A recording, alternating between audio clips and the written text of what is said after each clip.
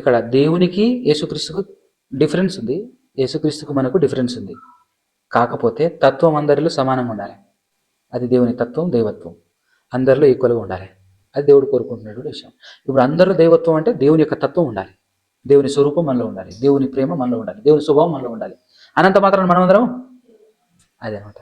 ఈ clarity miss అయ్యి దైవత్వం ఉంది కదా దేవుడు అన్నాం, దైవత్వం ఉంది కదా దేవుడు అన్నాం, యేసు దేవుడు కాదు అని యాడుంది అని అంటే, బైబిల్లో ఎన్ని వచనాలైతే దేవుడు ఒక్కడే అని చెప్పిందో అన్ని వచనాలు చెప్తున్నాయి యేసు దేవుడు కాదని.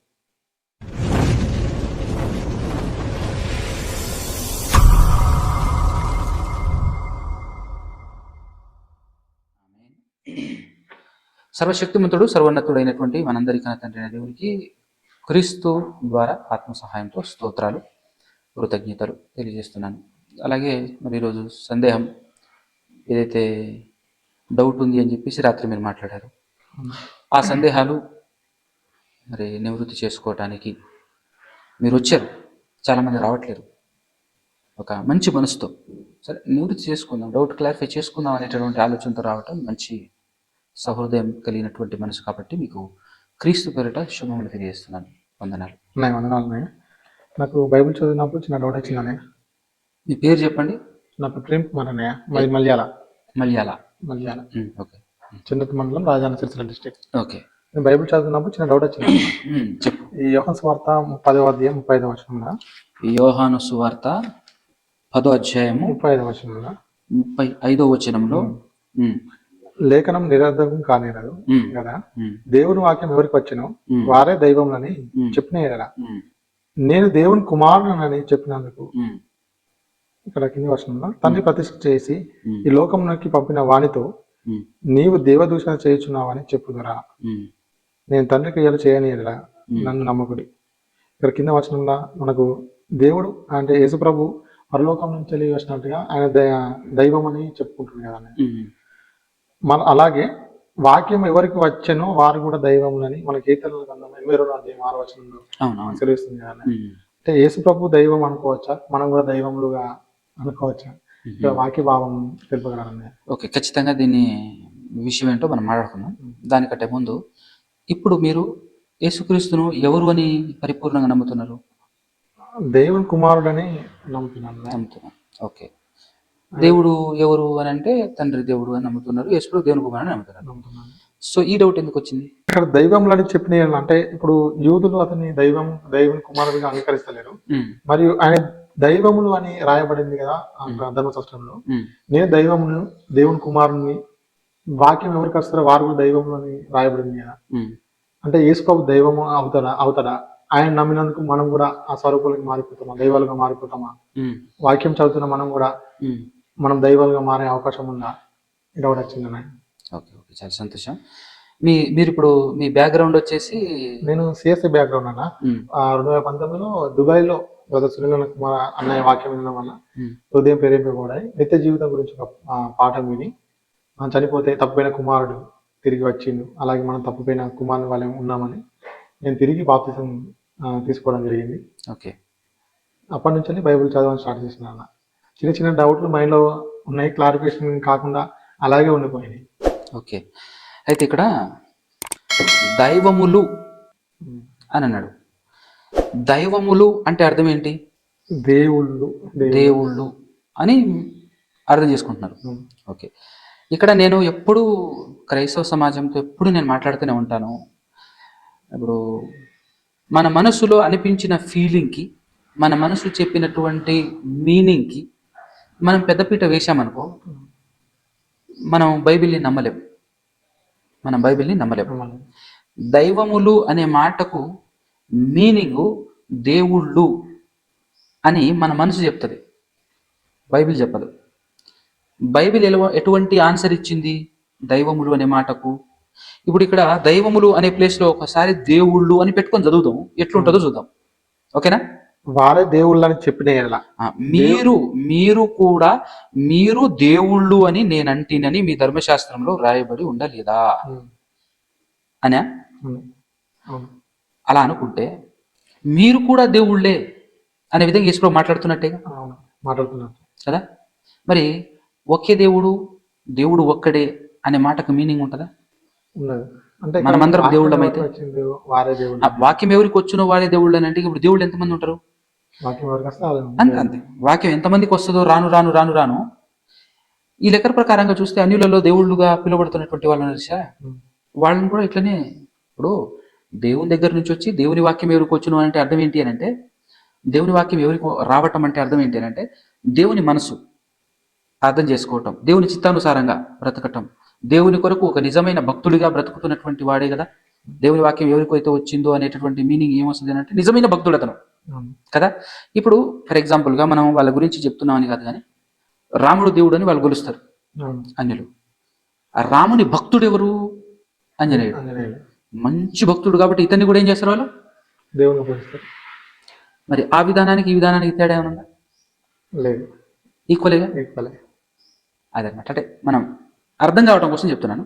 కానీ దీని ఒరిజినల్ మీనింగ్ మనం ఎలా తీసుకోవాలి, ఏ విధంగా తీసుకోవాలి అనేటువంటి విధం మన సొంత మనసుకు అస్సలు అవకాశం ఇవ్వకూడదు. ప్రతిదీ బైబిల్ టు బైబిలే వెళ్ళాలి. ఇప్పుడు దైవములు అనే మీ మాటకు మీనింగ్ ఏంటి అని ఆలోచిస్తే 82వ కీర్తనలో కానివ్వండి, ఇక్కడ కానివ్వండి, 2 చోట్ల మనం స్టడీ చేస్తే 82వ కీర్తన ఒకసారి 6వ అధ్యాయం 6వ వచనం చూద్దాం. అక్కడ ఏముంది అనేది. మీరు దైవములనియు మీరందరూ సర్వోన్నతుని కుమారులనియు. అది మీరు దైవములనియు అన్న తర్వాత మీరందరూ సర్వోన్నతుని కుమారులనియు నేనే సెలవిచ్చి ఉన్నాను అంటే అర్థం ఏంటి? ఇప్పుడు మీరు దైవములు అంటే అర్థం ఏంటి అని అంటే సర్వోన్నతుని కుమారులు అనే మీనింగ్ బైబిల్ ఇస్తుంది. అర్థమవుతుందా? ఇప్పుడు మనం మీనింగ్ ఎలా తీసుకుంటాం, ఒక విషయానికి మీనింగ్ మనం ఎలా తీసుకుంటాం అని అన్నప్పుడు దానికి కూడా ఒక బెస్ట్ ఎగ్జాంపుల్ చెప్తాను. ఇప్పుడు ఆది కాండంలో ఒకసారి నాకు ఎవరైనా ఏనోషు అనేటటువంటి పేరుకు అర్థం చెప్తారా? ఏనోషు అనేటటువంటి పేరుకు అర్థం ఎలా తీసుకుంటాం? ఆ పేరుకు అర్థం మనం ఎలా తీసుకుంటాం అని అన్నప్పుడు ఒకసారి 4వ అధ్యాయం ఆది కాండం 26వ వచనం. మరియు షేతునకు కూడా కుమారుడు పుట్టెను. మరియు షేతునకు కూడా కుమారుడు పుట్టెను, అతనికి ఏనోషను పేరు పెట్టెను. అప్పుడు యెహోవా నామమున ప్రార్థన చేయటం ఆరంభమైంది. ఇప్పుడు ఏనోష్ అనే మాటకు అర్థం ఏంటి చెప్పండి? యెహోవా నామమున ప్రార్థన చేయుట అనే మీనింగ్ వస్తుంది.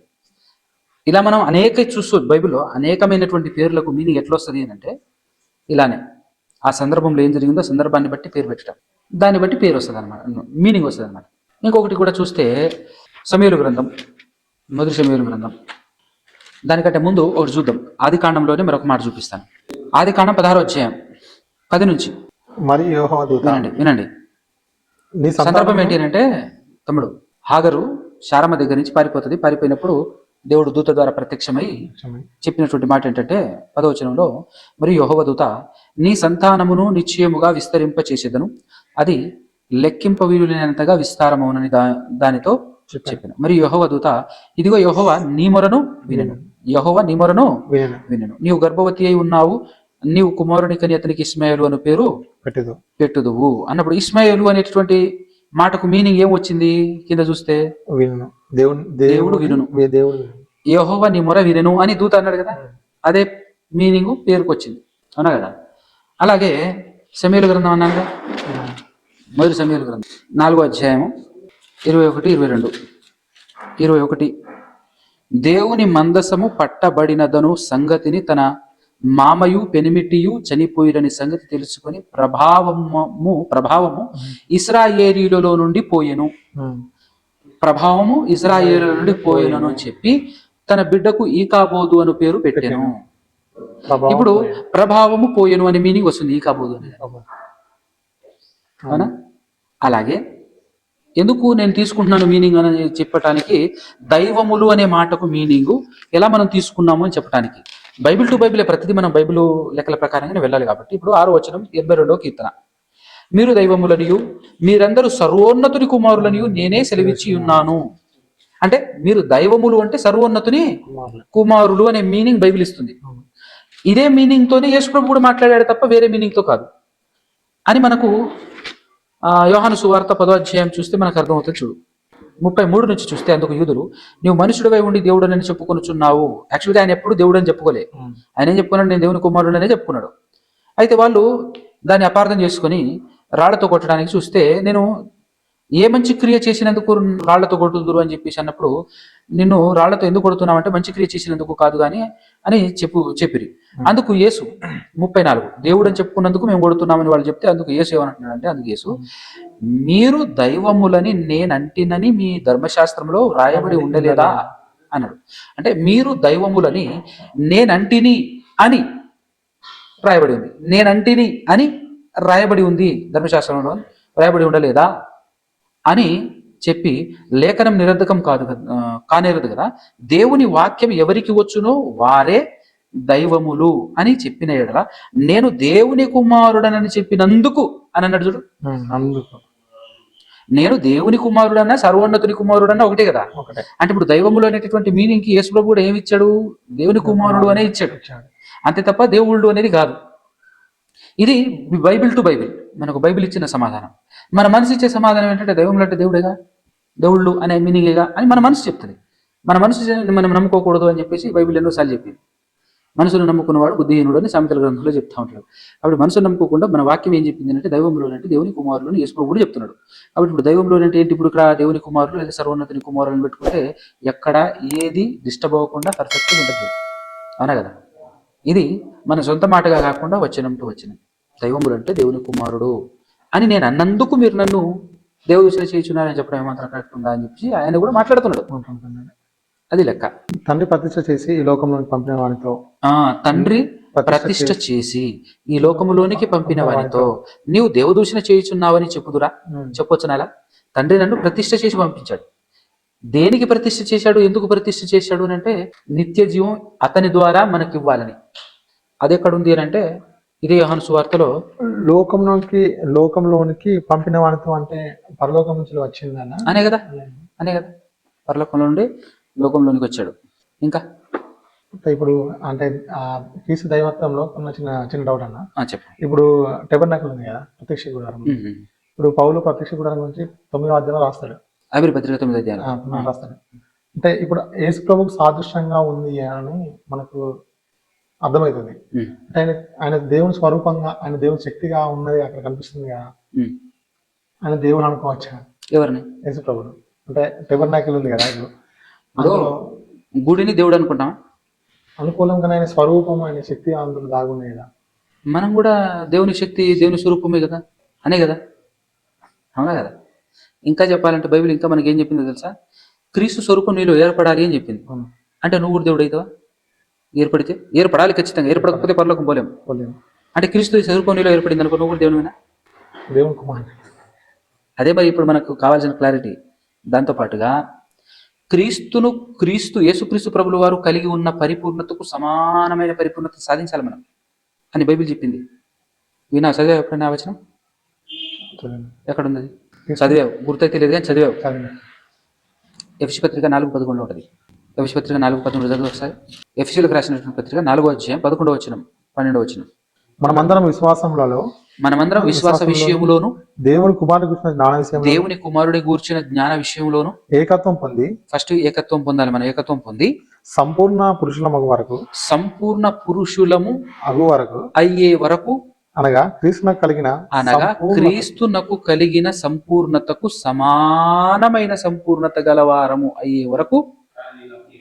అది చూసావా? అంటే క్రీస్తునకు కలిగిన సంపూర్ణతకు సమానమైన సంపూర్ణత మనమందరం సాధించాల్సిన వారము సాధించాలి అన్నప్పుడు మనం ఇప్పుడు అందరం ఏమవుతాం? క్రీస్తులా దేవుని కుమారులు ఏమవుతామా? క్రీస్తులా దేవుళ్ళం అవుతామా? దేవుని కుమారులు కదా. అంటే దీన్ని బట్టి క్రీస్తు ఏదయ్యాడో అదే మనం అవుతాం, క్రీస్తు ఏమై ఉన్నాడో అదే మనం అవుతాం. ఇప్పుడు క్రీస్తు దేవుడై ఉన్నాడు అని అంటే సెట్ అవుతుందా? దేవుని కుమారుడై ఉన్నాడు అని అంటే సెట్ అవుతుందా? దేవుని కుమారుడై ఉన్నాడు అంటేనే సెట్ అవుతుంది, అవునా కదా. అది లెక్క అనమాట. ఇప్పుడు లోకం కూడా ఎక్కడ పొరపాటు పడుతుంది అని అంటే యేసుక్రీస్తులో దైవత్వం ఉంది. యేసుక్రీస్తు ప్రభువువారు పరిపూర్ణుడు, పరిపూర్ణత సాధించాడు. చాలా మంది ఏమన్నమాట, పరిపూర్ణుడు కదా దేవుడు అనొచ్చు కదా. నువ్వు అనొచ్చు కదా అని అంటే అనం మనం. ఎవరో అనొచ్చు కదా ఏమవుతుంది కదా, అది తప్పు. మనం ఫాలో అవుతుంది బైబిల్, మన మనసు కాదు. మన మనసు కనిపిస్తుంది అనొచ్చు కదా ఏమవుతుంది, అనొచ్చు కదా ఏమవుతుంది. అందరు ఇలానే మాట్లాడతారు. యేసుక్రీస్తు ప్రభువువారు 100% దైవత్వం కలిగినటువంటి వాడే, పరిపూర్ణుడే. ఆయన ఎలాగైతే పరిపూర్ణుడో మనము అలాగే పరిపూర్ణము అవ్వాలి అని అన్నప్పుడు అందరం దేవుళ్ళు అవుతామే కదా కాలంగా. యేసుప్రభు అంటాడు, మీ తండ్రి అంటే ఎవరు? దేవుడు. పరిపూర్ణుడు. ఆయన ఎంత పరిపూర్ణుడో మీరు కూడా అంతే పరిపూర్ణులై ఉండాలి అని యేసుప్రభు కోరాడు. ఇప్పుడు తండ్రి ఎంత పరిపూర్ణుడో అంత పరిపూర్ణులో మనం కావాలి అని అన్నప్పుడు, తండ్రి దేవుడు కాబట్టి మనం కూడా దేవుడు అవుతామా? ఆయన యొక్క గుణగణాలను మనం పునికి పుచ్చుకోవాలి. ఆయన గుణగణాలు ఇప్పుడు క్రీస్తులో ఉన్నాయి. క్రీస్తు సంపాదించాడు, సాధించాడు కాబట్టి క్రీస్తు దైవత్వం కలిగినటువంటి వాడే కాదను. కానీ ఇప్పుడు క్రీస్తులో దైవత్వం ఉంది కాబట్టి దేవుడు అని అన్నాడే అనుకో. ఇప్పుడు క్రీస్తు తదనంతరం క్రీస్తు ఏమన్నాడంటే మనతో, నన్ను పోలి నడుచుకోండి అని చెప్పాడు. యేసుక్రీస్తు ప్రభువారు ఏమన్నాడు? నన్ను పోలి నడుచుకోండి అని చెప్పాడు. అంటే మనం క్రీస్తును పోలి నడుచుకోవాలి. మనకు మాదిరి, ఆ రేంజ్ పరిపూర్ణుడు క్రీస్తు. క్రీస్తు తదనంతరం అపోస్తులుడైనటువంటి పౌలు కూడా ఏమన్నాడు తెలుసా? నన్ను పోలి నడుచుకోండి. నేను క్రీస్తును పోలి నడుచుకున్నట్టు మీరు నన్ను పోలి. అంటే ఇప్పుడు పౌలు గారు కూడా క్రీస్తు అంత పరిపూర్ణుడేనా కదా? 100%. అంటే ఇప్పుడు పౌలు గారు కూడా దేవుడేగా ఈ లెక్కల ప్రకారంగా. ఇప్పుడు పౌలు గారిలో కూడా దైవత్వం ఉంది. అంటే ఇప్పుడు యేసు ప్రభును మనము అన్యజనులకు ప్రకటించినప్పుడు కానీ వాళ్ళకి వాళ్ళ మైండ్ సెట్ లో కానీ యేసు ప్రభు నమ్ముకున్నాడు అనే ఫీలింగ్ మనకి వాళ్ళకి మన చర్చికి వచ్చిన లేక వాళ్ళ ముందు బయట ఇలా దేవుడు యేసు ప్రభు అని వాళ్ళకు ఒక ఐడెంటిఫై ఉంటుంది. ఎవరికి? అన్ని జనులకైనా ఉంటుంది. ఉంటుంది.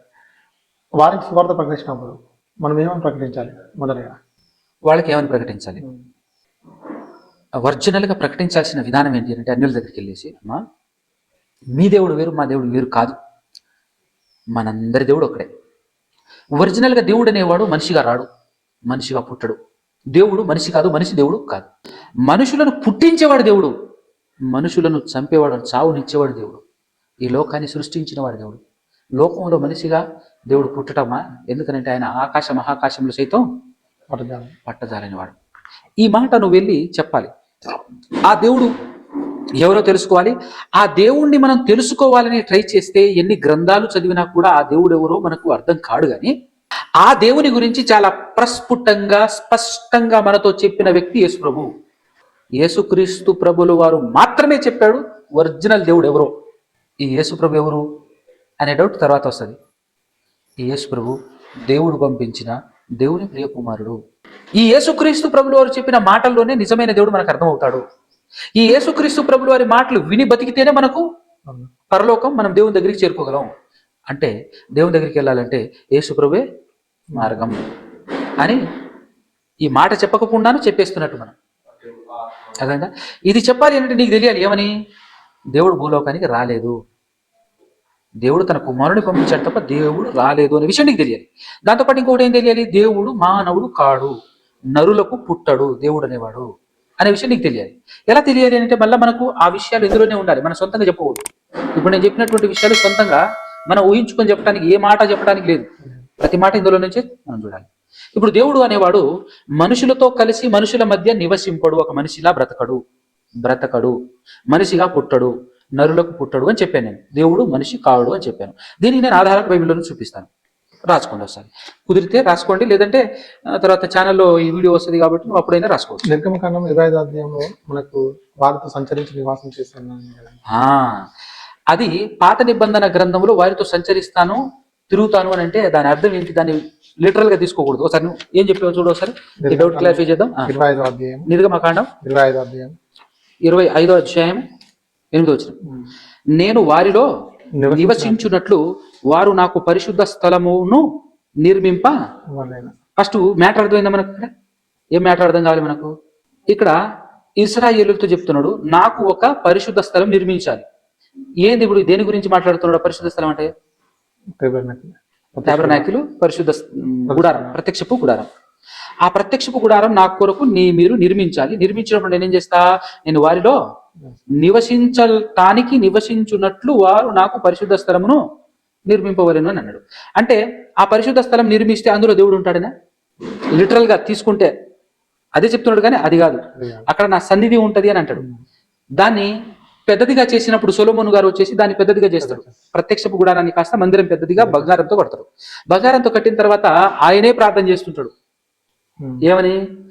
ఆకాశమందు నివసించు దేవా, ఇది నీకు ఏ పాటిది? సింహాసనం భూమి పాదపీఠం, ఇది పట్టదు, కాకపోతే నీ చల్లని చూపు ఆకాశంలో నుంచి ఇటువైపు ఉంచు ఇక్కడికి వచ్చి ప్రార్థన చేసినప్పుడల్లా నువ్వు, ఇది దాని మీనింగ్. అంతే తప్ప నేను అక్కడ డైరెక్ట్గా వచ్చి నివసిస్తాను అనేది కాదు కదా. ఆ మాట కూడా చూద్దాం ఒకసారి ఏమన్నాడో. మొదటి రాజుల గ్రంథం చూసినా దొరుకుతుంది, లేదంటే 2వ దినవృత్తాంతాల గ్రంథం చూసినా దొరుకుతుంది మనకు. 2వ దినవృత్తాంతముల గ్రంథం 6వ అధ్యాయము 17-18 వచనాలు. 16 నుంచి చూద్దామా. 6:16 నుంచి. నీవు నా ముందర నడిచినట్లుగా నీ కుమారులను తమ ప్రవర్తనను కాపాడుకొని నా ధర్మశాస్త్రం చొప్పున నడిచినడలా ఇశ్రాయేలీయుల సింహాసనము మీద కూర్చుండు వాడు నీ ఎదుట నీకు ఉండకపోడని నీవు నీ సేవకుడైన దావీదు అను నా తండ్రితో సెలవిచ్చిన మాట ఇశ్రాయేలీయుల దేవా యెహోవా దయచేసి నెరవేర్చుము అని చెప్పిన తర్వాత 17వ వచనం, ఇశ్రాయేలీయుల దేవా యెహోవా నీవు నీ సేవకుడైన దావీదుతో సెలవిచ్చిన మాట ఇప్పుడు స్థిరమౌను గాక అని చెప్పి, మనుషులతో కలిసి దేవుడు భూమి మీద నివాసము చేయునా, చేస్తాడా అని చెప్పి, ఆకాశమును మహాకాశమును నిన్ను పట్టజాలవే, నేను కట్టిన ఈ మందిరము నిన్ను పట్టునా పట్టదు. కాకపోతే ఏం చేయాలి, దేవా యెహోవా నీ సేవకుడు నీ సన్నిధిని చేయు ప్రార్థన యందును విన్న ప్రార్థన యందును విన్నపమునందును లక్ష్యముంచి నీ సేవకుడు అయిన నేను చేయు ప్రార్థనను పెట్టు మొరను ఆలకించుము. నీ సేవకులు ఈ స్థలము తట్టు తిరిగి చేయు విన్నపములను వినుటకై నా నామమును అచ్చట ఉంచెదనని నీవు సెలవిచ్చిన స్థలముననున్న ఈ మందిరము మీద నీ కనుదృష్టి రాత్రింబగుళ్ళు నిలుచునుగాక అని అన్నాడు. అర్థమైందా? అంటే జస్ట్ దేవుని సన్నిధి, దేవుని కనుచూపు మాత్రమే ఆ మందిరం మీద ఉంటుంది తప్ప ఆ మందిరంలో లిటరల్గా దేవుడు వచ్చి నివాసం చేయడు. ఎందుకు చేయడు అంటే ఆయన ఆకాశం సైతం పట్టజాలని దేవుడు. ఇదే మాటను కొత్త నిబంధనలో యేసుక్రీస్తు ప్రభువు వారు వచ్చి మనుషులతో పాటు నివసించి 33.5 సంవత్సరాలు నివసించి మనుషుల చేత చంపబడి 3వ దినాన దేవుడు లేపితే తిరిగి లేపబడి వెళ్ళిపోయిన తర్వాత యేసుక్రీస్తు గురించి సువార్త ప్రకటిస్తూ వెళ్తున్నటువంటి 2 ఆత్మపూర్ణులైనటువంటి అపోస్తలుల ద్వారా నియమింపబడినటువంటి వారు ఏం చెప్పారు తెలుసా? దేవుడు హస్తకృతాలయములలో నివసింపడు అని తర్వాత కూడా చెప్తున్నారు కదా. అవునా కదా? ఇదేంది? మొన్నటి వరకు మీతో పాటు ఉన్నది ఎవరన్నట్టు ఇప్పుడు వాళ్ళు ఏం చెప్తున్నట్టు, వాళ్ళ భావం మనకు అర్థం కావాలా వద్దా? వాళ్ళు చెప్తున్నటువంటి మాట, ఆయన గురించి దేవుని కుమారుడు అని ప్రకటిస్తూ దేవుడు నివసింపడు, దేవుడు భూలోకంలోనికి రాడు అని ఆత్మపూర్ణులైనటువంటి వాళ్ళే మాట్లాడుతుంటే, ఇప్పుడు మనం యేసుక్రీస్తుని దేవుడు అన్నాం అనుకో, ఎట్లుంటది? పోయిట్ బైబిల్కి విరుద్ధం అయిపోదు. అవునా కదా? మనమంటే ఉట్టి వాళ్ళం అనుకుందాం కొద్దిసేపు, ఈ లోకంలో ఉన్న పాస్టర్లు అందరూ ఉట్టి అనుకుందాం. కానీ వాళ్ళు ఉట్టోళ్ళు కాదుగా మాట్లాడింది, నిండు ఆత్మపూర్ణులు. ఎవరు? స్టెఫెన్ గారు. చదువు ఒకసారి ఆ మాట చదువు. అపోస్తల కార్యము 47 నుంచి 50 వరకు కలిసి ఉంటారు. అయితే సొలొమోను ఆయన కొరకు మందిరము కట్టించెను. అయినను ఆకాశము నా సింహాసనము, భూమి నా పాదపీఠము, మీరు నా కొరకు ఎలాంటి మందిరము కట్టుదురు? నా విశ్రాంతి స్థలం ఏది? ఇవన్నీ నా హస్తకృతములు కావా అని ప్రభు చెప్పుచున్నాడు. ప్రభు అంటే తిక్లెటర్లో ఉంది అని అంటే యెహోవా గురించి చెప్పబడిన మాట. అని ప్రవక్త పలికిన ప్రకారం కాకుండా సర్వోన్నతులు హస్తకృతాలయములలో నివసించాడు అని ఉందా? ప్రవక్త చెప్పిన ప్రకారముగా సర్వోన్నతులు హస్తకృతాలయములలో నివసింపడు అని చెప్పాడా? మరి నివసించింది ఎవరు వచ్చి? దేవుడు కాదనే కదా, దేవుడైతే నివసింపడనే కదా. అది కూడా ఇప్పుడు ఆత్మపూర్ణులైనటువంటి, ఇప్పుడు స్టెఫెను 2 ఆత్మపూర్ణుడే మాట్లాడుతున్నాడు ప్రసంగంలో అనే విషయం మనకు అర్థమవుతుంది కదా. అలా మాట్లాడుతూ కిందికి వచ్చామంటాడు తెలుసా 51లో, ముష్కరులారా, హృదయములను చెవులను దేవుని వాక్యమునకు లోపరచనొలని వారలారా, మీ పితరుల వలె మీరును ఎల్లప్పుడూ పరిశుద్ధాత్మను ఎదురించుచున్నారు. మీ పితరులు ప్రవక్తలలో ఎవరిని హింసింపక ఉండిరి. ఆ నీతిమంతుని రాకను గురించి. ఎవరు ఆ నీతిమంతుడు? ఇప్పుడు ఇది యేసుప్రభు గురించి, పైన దేవుని గురించి, ఇది ఇప్పుడు యేసుప్రభు గురించి. ఆ నీతిమంతుని రాకను గురించి ముందు తెలిపిన వారిని చంపిరి, ఆయనను మీరు ఇప్పుడు అప్పగించి హత్య చేసిన వారైతిరి. ఆయనను మీరు చంపేశారు. దేవుని చంపారా? దేవుని కుమారుని చంపారా? కదా. ఇప్పుడు ఇంకా యేసుక్రీస్తును అంటి పెట్టుకొని ఉన్నటువంటి ప్రియ శిష్యుడుగా ఉన్నటువంటి వ్యక్తి ఎవరంటే యోహాను గారు కదా. ఆ యోహాను గారు అయితే అద్భుతమైన డిక్లరేషన్సే ఇచ్చాడు. ఏమని? ఆయన పత్రికల్లో, సువార్తల్లో కూడా డిక్లరేషన్ అద్భుతంగా ఇచ్చాడు. పత్రికల్లో కూడా ఏం చెప్పాడు అంటే, మొదటి పత్రికనే చూద్దాం. ఈరోజు చాలామంది అడ్డంగా, బైబిల్కి వ్యతిరేకంగా, అపోస్తలులకు విరుద్ధంగా వాదిస్తున్నటువంటి వాళ్ళందరూ దీనికి ఇప్పుడు మనం చెప్పే వాటికి సమాధానం చెప్పి రాగలిగే దమ్ము ఉండాలి వాళ్ళకు కదా. దీనికి సమాధానం కూడా చెప్పగలగాలి. 1వ అధ్యాయం 1వ వచనం, జీవవాక్యం కూర్చున్నది, జీవవాక్యమును గూర్చినది, ఆది నుండి ఏది ఉండెను, ఆది నుండి ఏది ఉండెనో, మేమేది వింటిమో, మేము ఏది వింటిమో, కన్నులారా ఏది చూచితిమో, ఇది గుర్తుపెట్టుకోండి, కన్నులారా ఏది చూచితిమో, ఏది నిదానించి కనుగొంటిమో, ఏది నిదానించి కనుగొంటిమో, మా చేతులు దేనిని తాకి, మా చేతులు సహితము దేనిని తాకెనో, తాకి చూచెనో, అది మీకు తెలియజేస్తున్నాము, అది మీకు తెలియజేయుచున్నాము. ఆ జీవము ప్రత్యక్షమైంది. అంటే ఇప్పుడు ప్రత్యక్షమైంది ఎవరు? యేసుప్రభు. ఇప్పుడు మాట్లాడుతుంది యేసుప్రభు గురించేగా, ప్రత్యక్షమైంది ఆయనే కదా. అంటే ఇప్పుడు ఆయన ఏం చెప్తున్నాడు? యేసుప్రభుని మేము కన్నులారా చూసాము, తాకి చూసాము చెప్తున్నాడా? ఇంత నీటికి చెప్తున్నాడా? రైట్. తండ్రి యొద్ద ఉండి మాకు ప్రత్యక్షమైన ఆ నిత్య జీవమును మేము చూచి ఆ జీవమును గూర్చి సాక్ష్యం ఇచ్చుచు, అంటే క్రీస్తు సాక్షులు వాళ్ళే కదా, సాక్ష్యం ఇచ్చుచు దానిని మీకు తెలియపరుచుచున్నాము, మేము తెలియపరుచుచున్నాము అని. నేను మాత్రమే కాదు, మేము అని మాట్లాడుతున్నాడు ఆయన. అంటే ఇప్పుడు యేసుప్రభు నువ్వు చూసావా? ఎస్ చూశాను, కన్నులారా చూశాను, చేతులతో తాకి చూశాను అని ఎవరు చెప్పారు? ఇప్పుడు యోహాన్ గారు చెప్పారు. ఇప్పుడు ఆయన్ని అడుగుదాం, దేవుణ్ణి చూసావా అని అడుగుదాం. యేసుప్రభు దేవుడైతే ఏం చెప్పాలి? ఆయన చూశాను అనాలి. యేసుప్రభు దేవుడు కాదనుకో ఏమంటాడు? చూడలేదు అని అంటాడు. పత్రికలో 4వ అధ్యాయము 12వ వచనం చూడండి. దాన్ని అలా చదవద్దు బుజ్జి. అది మొదటి ఏనా రెండో ఏనా? అంటే రెండో ఏ అంటే ఎట్లా చదవాలి? కొంచెం తీయాలి కదా. అది ఏ మానవుడును దేవుణ్ణి ఎప్పుడును నువ్వు చూసావా అని అడిగితే నేనే కాదు నాయన, ఏ మానవుడు. మరి మీరు కలిసి తిరిగారు, తాకి చూసాము, కన్నులారా చూచాను అన్నాడు అన్నారు కదా మీరు. ఆయన ఎవరు? ఆయన ఎవరు అని మనం ఈయననే అడుగుదాం. ఎవరిని? యేసుక్రీస్తు ప్రభువు గారినే, సారీ మన యోహాన్నే అడుగుదాం. అప్పుడు యోహాన్ గారు ఏం చెప్తున్నాడు? కిందనే 14 నుంచి చదవండి. మరియు తండ్రి తన కుమారుణ్ణి లోకరక్షకుడుగా ఉండుటకు పంపి ఉండుట మేము చూసి సాక్ష్యం ఇచ్చుచున్నాము. యేసు దేవుని కుమారుడని ఎవడైతే ఒప్పుకుంటాడో, ఎవడైతే ఒప్పుకొనునో వానిలో ఉంటాడమ్మా దేవుడు, వాడు ఉంటాడు దేవునిలో అని చెప్పేసి చెప్పాడా? అంటే ఇప్పుడు యేసు ఎవరు అని అంటే ఏం చెప్పాడు? మీరు ఎవరిని చూశారు అని అంటే ఏం చెప్పాడు? దేవుని కుమారుడిని చూశాము. ఎవరైతే కనబడ్డాడో, కనబడిన ఆయన దేవుడు కాదు, దేవుని కుమారుడు.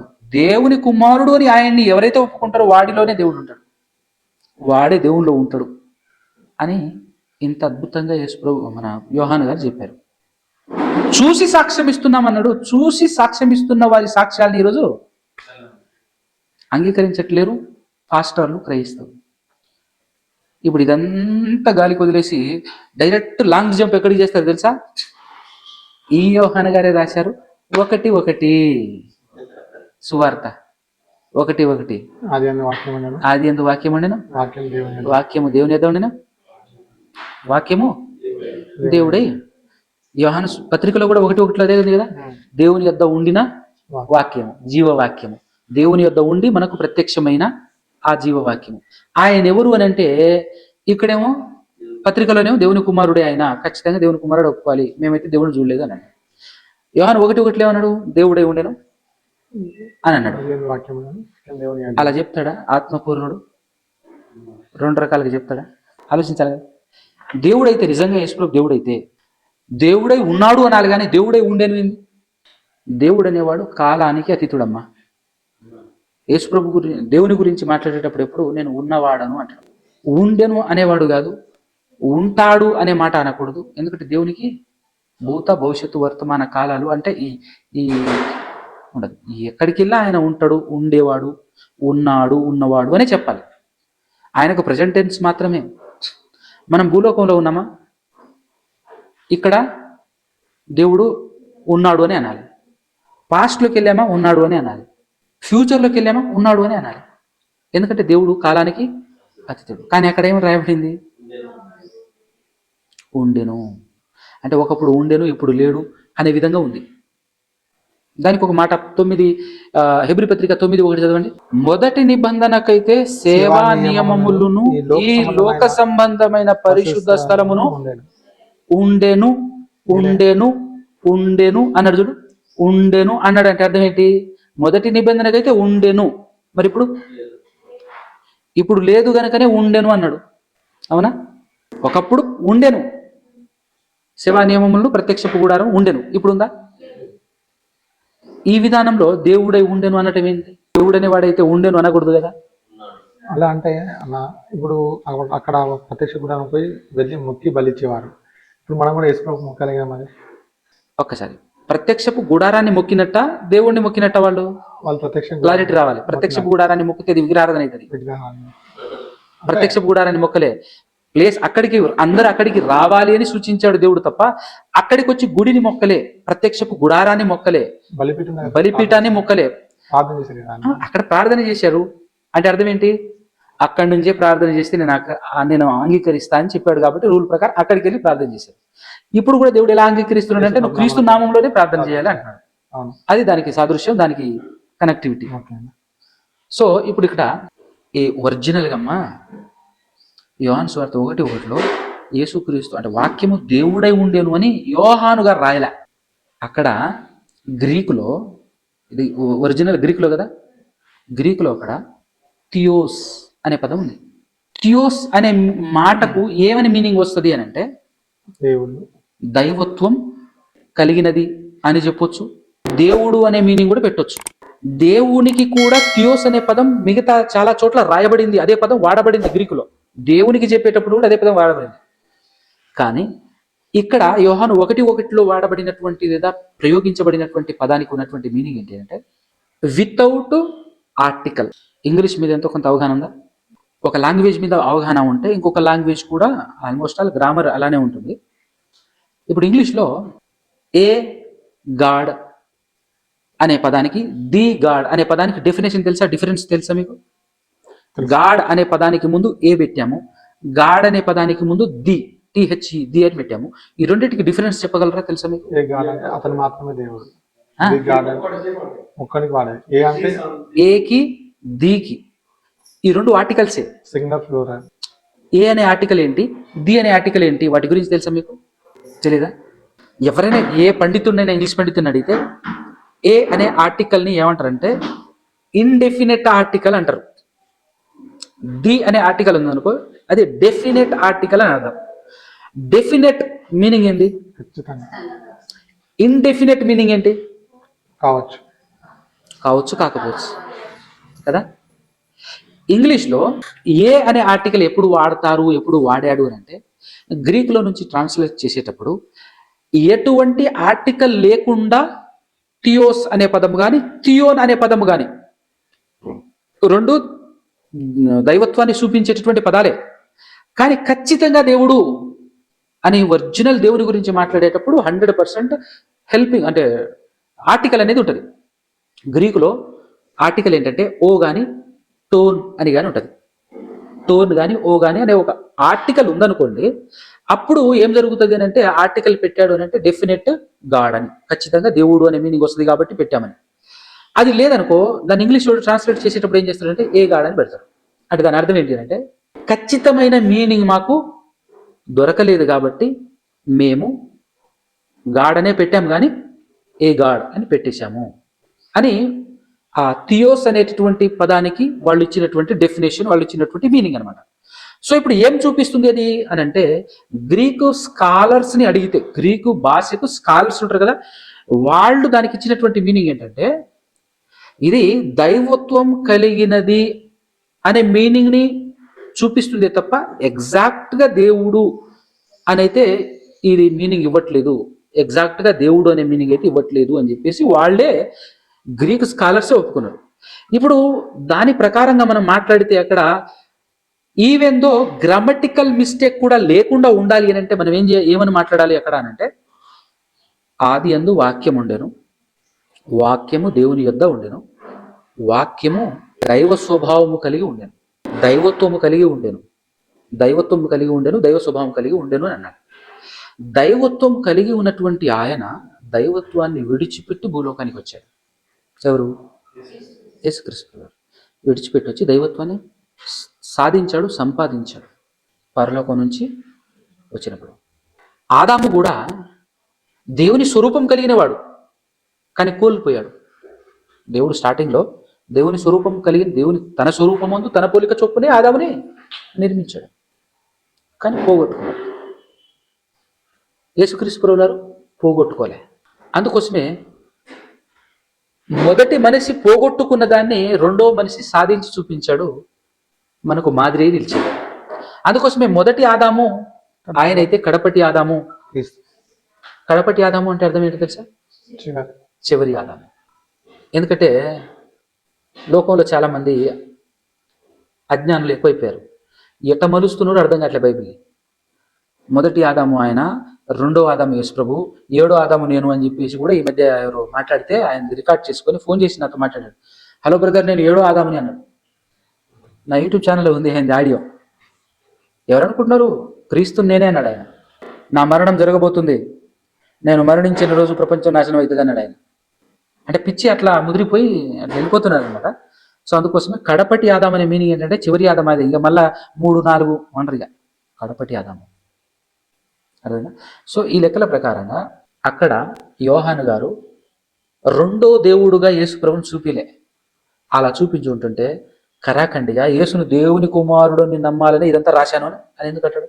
ఇప్పుడు వాక్యము యేసుక్రీస్తు అక్కడ అని పెట్టుకునే కదా ఈరోజు అందరూ కన్ఫ్యూజ్ అవుతున్నది. వాక్యం దేవుడే ఉండేను, వాక్యం దేవుడే ఉండేను కాబట్టి నేను దేవుడే నమ్ముతాను. నమ్మమని అయితే చెప్పలేదు ఒరిజినల్గా. అక్కడ వాక్యం దేవుడే ఉండేనని తెలుగులో ఉంది, నమ్మమని చెప్పాడా? కానీ ఆ మాట రాసినటువంటి వ్యక్తి యోహాను గారు కంక్లూజన్లో ఏం చెప్పాడు అనేది ఎవరు ఆలోచించట్లేరు. కంక్లూజన్లో ఏం చెప్పాడు? ఒక్కసారి 20వ అధ్యాయము యోహాను సువార్త 30-31 వచనాలు చదవండి. మరియు అనేకమైన ఇతర సూచక క్రియలను యేసు చేశాను, అవి ఈ గ్రంథమందు రాయబడి ఉండలేదు. కానీ యేసు దేవుని కుమారుడైన క్రీస్తు అని మీరు నమ్మునట్లును, నమ్మి ఆయన నామమందు జీవము పొందునట్లును ఇవి అంటే అందులో యోహాను 1:1 కూడా ఉందా కదా. అది కూడా నేను ఎందుకు రాశానో తెలుసా నాయన మీకు? ఆయన స్వయంగా దేవునికి కుమారుడు అని మీరు నమ్మాలని అది కూడా రాశాను అంటే ఇప్పుడు అక్కడ ఏమని రాసి ఉంటాడు? పొరపాటున దేవుడు అని అయితే దేవుడే ఉండేనని అయితే రాయడు.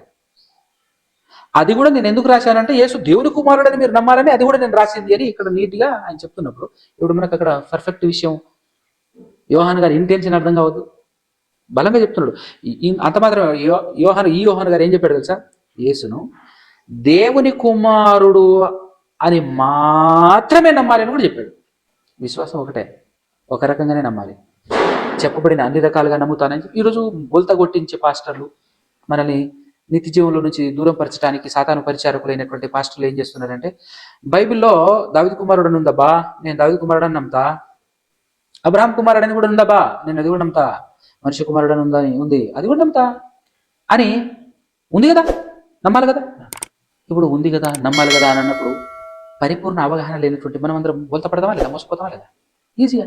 కానీ ఏది నమ్మమని చెప్పాడో క్లారిటీ ఉంది కదా. చెప్పకపోతే సరే నువ్వు ఉన్నాయన్నీ నమ్ముకుంటూ పోదాం అని అనొచ్చు. ఏది నమ్మాలో పర్టికులర్గా దేవుడు మనకు చెప్పాడు ఒకటి. రెండోది ఒకే రకంగా నమ్మాలి అని కూడా చెప్పాడు. విశ్వాసం ఒకటి అని కూడా చెప్పాడు. అంత క్లారిటీగా చెప్పిన తర్వాత మోసపోవటానికి మనం వాళ్ళు చెప్పిన మాటలు బట్టి మనం మోసపోతున్నావు అనుకో, నీ ఆత్మకు నువ్వే బాధ్యుడు. నువ్వు మోసపోయావు, వాడు ఏదో చెప్పాడని ఏదో చూపించాడు, నువ్వు మోసపోయావు, నాకు సంబంధం లేదంటాడు తర్వాత. అవునా కదా? కాబట్టి ఇప్పుడు ఓన్లీ ఎన్ని చెప్పినా ఫైనలైజేషన్ ఏంటి అని అంటే దేవుని కుమారుడు అని మాత్రమే నమ్మాలి అని చెప్పాడా లేదా బైబిల్లో మన యోహాను గారు అంటే? ఎక్కడుంది? 5:5 ఏముంది అక్కడ? చదవండి. మొదటి పత్రిక 5:5.